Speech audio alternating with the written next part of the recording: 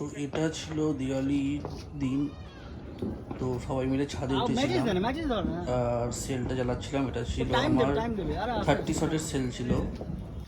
তো প্রথমে জ্বালানোর পর ভাবলাম হয়তো চলতে চলতে চলতেটা যখন নিচের দিকে গেল ভাবলাম হয়তো আর ফাটবে কি ফাটবে না, কিন্তু তার কিছুক্ষণের পরেই ফাটা স্টার্ট হলো। তো প্রত্যেকটা শটই ছিল পারফেক্ট আর প্রত্যেকটাই ফেটেছে। তো সেই নিয়ে কোনো কথা নেই।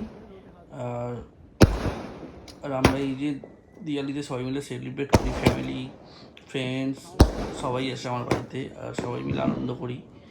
তো এবছরও খুব ভালো মজা করেছি, আনন্দ করেছি। আর তোমাদের সাথে এই ভিডিওগুলো শেয়ার করছি, কারণ কি টাইম পাইনি, কাজের চাপের সুযোগও হয়নি ভিডিওগুলো ছাড়ার। তাই আজকে ফ্রি আছি, তাই আজকে ভিডিওগুলো ছাড়ি ভাবলাম চ্যানেলে। তো তোমরা ভিডিওগুলো দেখতে থাকো। যদি ভিডিওগুলো ভালো থাকে লাইক করো, সাবস্ক্রাইব করো, শেয়ার করো। তাহলে এরকম ভিডিও প্রতি বছরই ছাড়বো। আরও হয়তো অন্যরকম বাজি কিনে আনবো, অন্যরকমভাবে ডেকোরেশন করতে পারবো, তোমাদের সামনে তুলে ধরতে পারবো। তো তোমাদের সাপোর্ট চাই।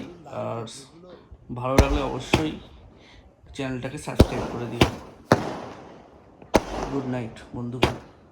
রামজিরও এরকম পাওয়া যাচ্ছে স্ক্যানার হলে রামজি ডুপ্লিকেট ফাটছে উপরে ফাস্ট হচ্ছে শুধু বাস।